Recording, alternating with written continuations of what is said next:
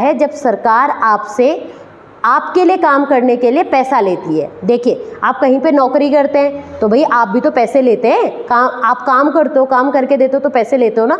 ऐसी सरकार आपके लिए काम करती है तो उसके लिए आपसे पैसे लेती है। सिंपल सी चीज़ है कि सरकार आपके लिए काम करने के लिए आपसे पैसे ले रही है। काम जैसे रोड बना रही है, सरकारी स्कूल फ्री एजुकेशन दे रहे हैं, आयुष्मान कार्ड के थ्रू आपको जो फ्री इलाज मिल रहा है, ये ऐसी बहुत सारी चीज़ें जो गवर्नमेंट कर रही है, सेंट्रल गवर्नमेंट या हमारी स्टेट गवर्नमेंट, उन सब के लिए हम टैक्सेशन के थ्रू हमारी सरकार पैसा कलेक्ट करती है हमसे और फिर हमारे भलाई के लिए ही उन पैसों को खर्च कर दिया जाता है। अब फिलहाल हम टैक्सेशन के बारे में तो हमने समझ लिया कि सिंपल सरकार हमसे जिस तरीके से पैसा लेती है वो तरीका ही टैक्सेशन कहलाता है। ठीक है, तो अब यहाँ पे टैक्सेशन में देखिए, इंडिया में जो टैक्सेशन है उसको अगर आप समझो तो उसे दो पार्ट में कन्वर्ट करो। जैसे मैंने शुरू में भी बोला कि इंडियन टैक्सेशन दो पार्ट में डिवाइड है। दो पार्ट में वो क्या क्या है?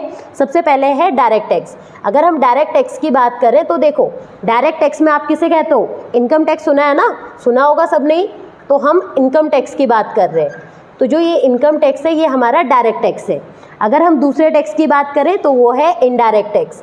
तो ये इनडायरेक्ट टैक्स जो होता है वो है आज के टाइम पे जो कि आपने सभी जीएसटी में एक पार्ट बनते हो, गवर्नमेंट को पैसे देने का। आपके थ्रू जो पैसा सरकार को जा रहा है वो है या तो जीएसटी के थ्रू आप दे रहे हो जो कि इनडायरेक्ट टैक्स है, या तो फिर